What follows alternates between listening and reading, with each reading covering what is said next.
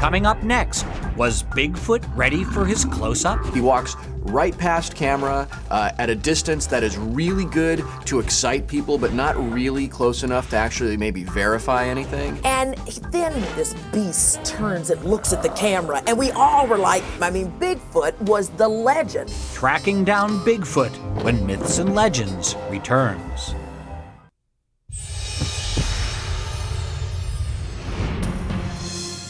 It is one of the most famous amateur films ever made. In October of 1967, Yakima, Washington residents Roger Patterson and Bob Gimlin returned home from a trip to Bluff Creek, California with an amazing discovery: visual evidence of Bigfoot. Who doesn't know about this footage? It's the famous grainy footage that made us believe in monsters. When you look at the Patterson film, you're going to be disoriented because there's a lot of camera shake. But midway through the film, suddenly Patterson stops and he manages to get a fairly steady picture of the Bigfoot. And that's when the Bigfoot turns and looks at Patterson. He walks right past camera at a distance that is really good to excite people, but not really close enough to actually maybe verify anything. It's such a great mystery that we're talking about it 40 years later.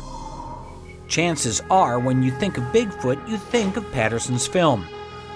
But did Roger Patterson really prove the existence of Bigfoot? Or did he, with the help of these men, engineer one of the most imaginative hoaxes in American history?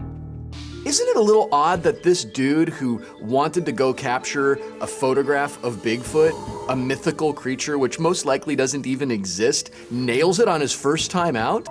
Author Greg Long also thinks it's human, but not in the same way. Long asserts in his 2004 book, The Making of Bigfoot, that the subject of Patterson's film is just a human being in a modified gorilla suit. Long even tracked down the men who claim to have made and worn the suit. My name is Bob, or Robert Hieronymus. I was the man that was in the Bigfoot suit in 1967. Roger came up with this scheme, and he needed somebody that was probably pretty big and stout. He needed somebody that he could trust, and he come and asked me if I would do it for $1,000, and never tell anybody. Hieronymus says in October of 1967, he was instructed to meet Patterson and Gimlin at Bluff Creek.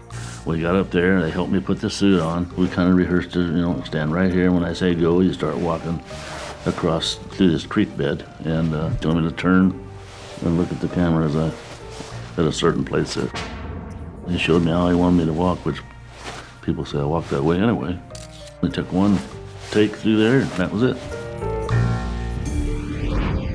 Philip Morris Costumes in North Carolina made the suit for Roger and sent it out there, and then Roger modified it the way he wanted. When I sent the suit to Roger Patterson, he made numerous changes in it. It wasn't long before Morris saw his suit again on TV. He took this picture of Bigfoot walking right through the forest. As soon as I saw the suit, I recognized it immediately. Whether you believe it or not, it's a cool mystery. And it's one of those perfect examples of never letting the facts get in the way of a good story.